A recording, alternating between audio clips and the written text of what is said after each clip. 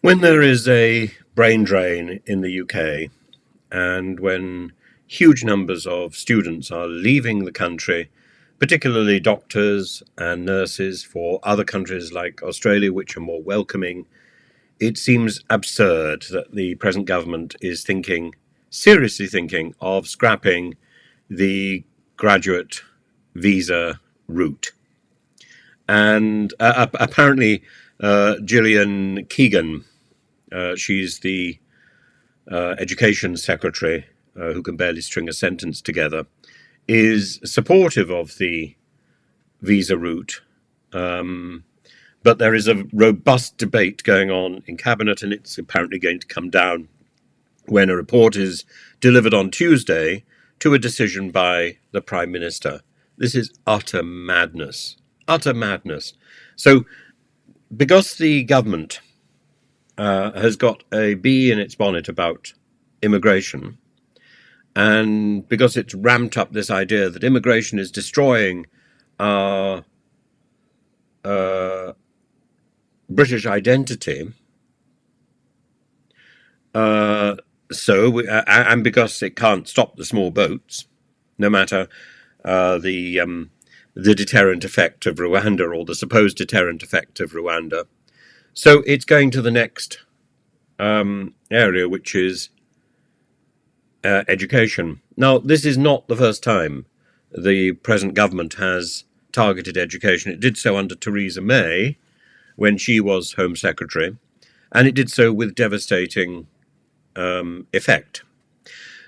The education sector is a growing sector. It does very well, and it's constantly being punctured by government policies that destroy its efficiency and its outreach.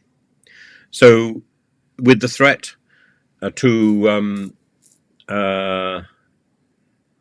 private schools introduced by the Labour government, and a threat to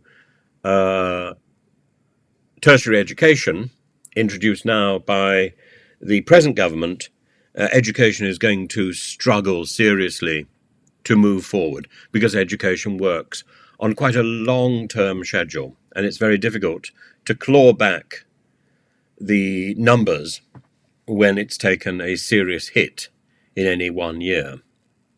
Tim Bradshaw, who, for example, represents 24 top universities, including Oxford and Cambridge, has issued a warning to the government. He says any further changes to restrict student immigration could result in a significant destabilization of the sector and result in less spending in local communities, fewer opportunities for domestic students, and less UK research. And he wrote that to Professor Brian Bell, the chair of the Migration Advisory Committee, which is advising the government on immigration.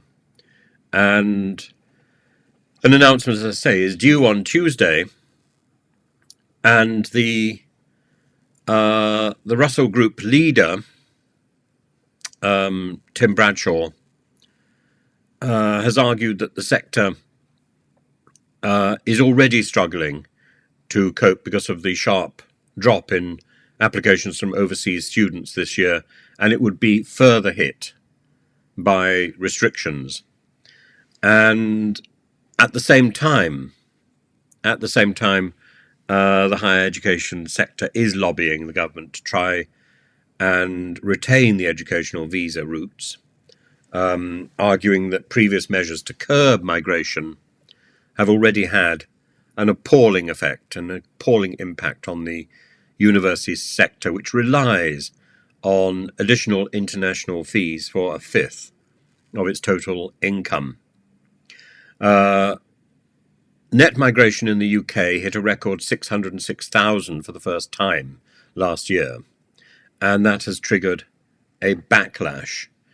And in order to reduce that figure, the present government thinks education is a prime target.